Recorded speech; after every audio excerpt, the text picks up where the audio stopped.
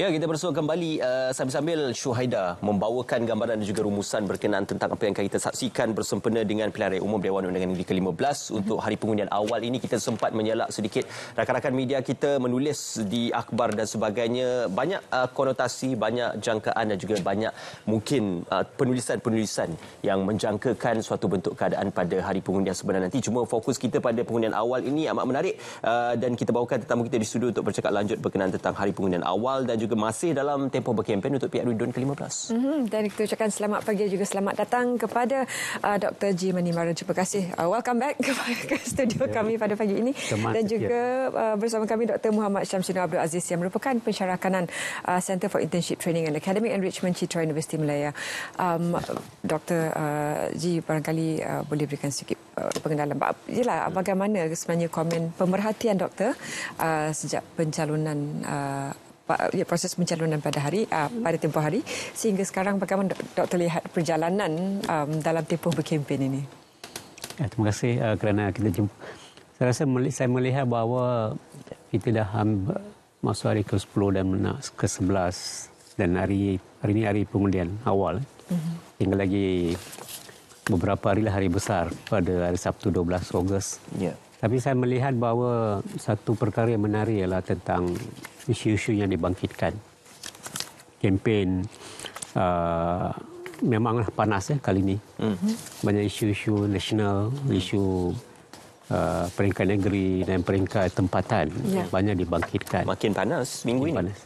Minggu ini akan jadi panas. Dalam sehari dua lagi saya rasa ada orang kata akan adalah masing-masing parti-parti bertanding ada di dalam strategi terakhir untuk mempengaruhi minda dan sentimen sebelum mereka menuju ke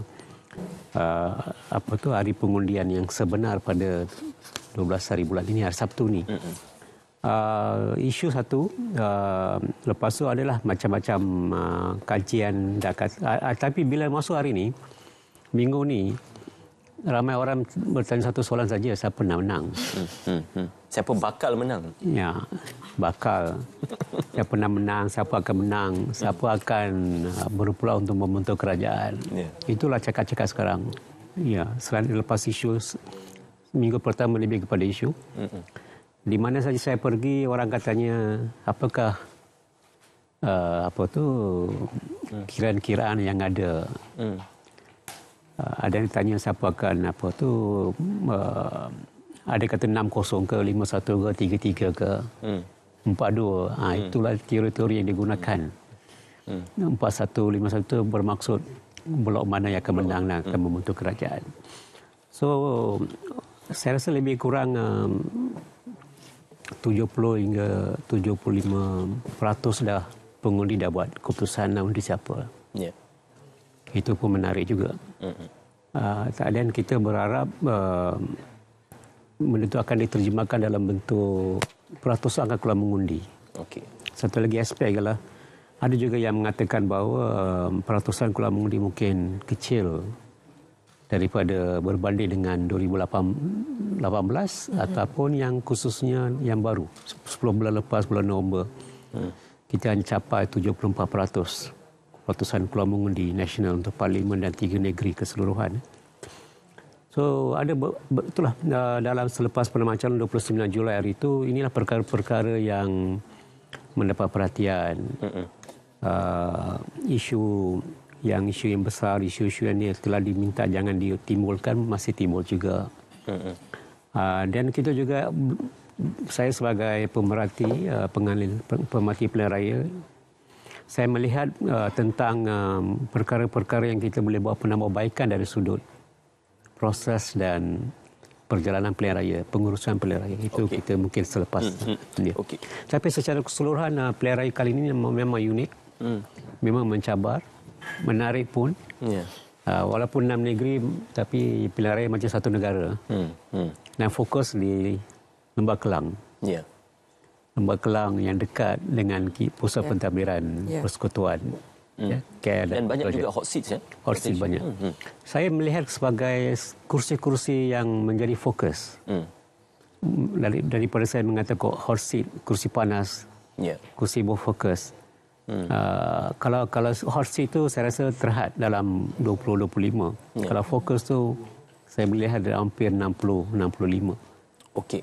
Kerana apa? Dia ada kaitan dengan sentimen apa yang kita saksikan pada nombor lepas. Okey.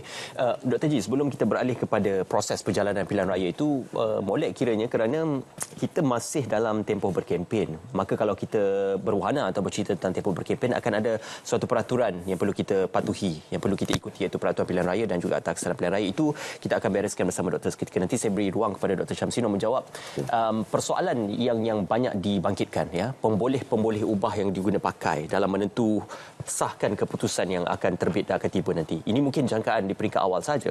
Kerana antara pemboleh ubahnya mungkin anak-anak muda yang akan balik mengundi ke kampung halaman, ataupun mereka yang bekerja di bandar dan tidak bekerja di negeri tempat mereka mengundi akan balik mengundi, dan akan membawa kepada hipotesis semakin ramai mereka yang balik mengundi ke kampung halaman, maka semakin sukar untuk diramal keputusan tersebut. Maka pemboleh ubah ini penting dalam menentukan keputusan.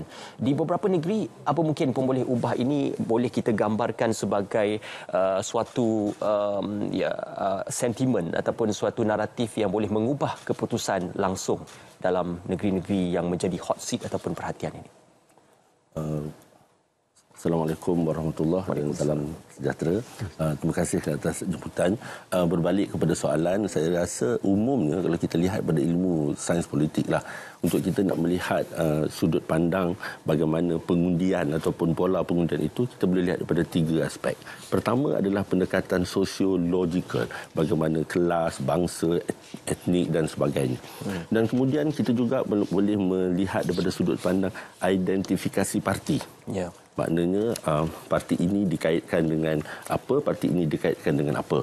Sebab sebagai contoh, parti ini lebih mendukung demokrasi yang tulen, parti ini pula membawa kepada sudut pandang yang lain. Yeah. Manakala yang ketiga adalah yang menyebabkan seseorang itu mengundi adalah atas faktor pilihan rasional. Pilihan rasional ni mudah je. Dia dapat apa? Dia beratur panjang panjang, jari dia hitam kat sini, apa yang dia dapat? Jadi itu adalah antara pertimbangan-pertimbangan awal yang memboleh untuk kita membaca pola pengundian. Kalau berbalik kepada soalan, iaitu ada apa yang akan berlaku agaknya di sesetengah negeri nanti, saya rasa saya bersetujulah dengan Dr. G tadi, iaitu pilihan raya kali ini kiranya pilihan raya ni banyak isu. Dan dalam kebanyakan isu itu pula, kita masih lagi lah berharap bahawa pengundi kita akan turun mengundi. Yeah. Sebabnya kita risau juga, sebab kita tengok pada pilihan raya kali ini, dia sebenarnya dinamiknya dah berbeza daripada bulan 11 itu. Saya melihat lebih banyak isu calon daripada isu parti. Kalau kita lihat untuk kali ini, saya setuju. Cumanya isu calon itu adalah kepada beberapa watak saja.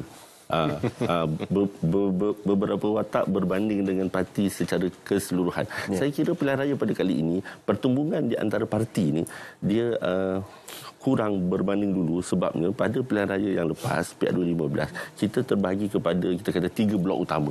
Tapi kali ini dinamiknya telah pun berubah, di mana kita lihat coalition ataupun gabungan parti ini telah telah mengalami perubahan. A dahulu berkawan dengan B, kali ini B pula telah pergi kepada kumpulan yang lain, sebagai contoh.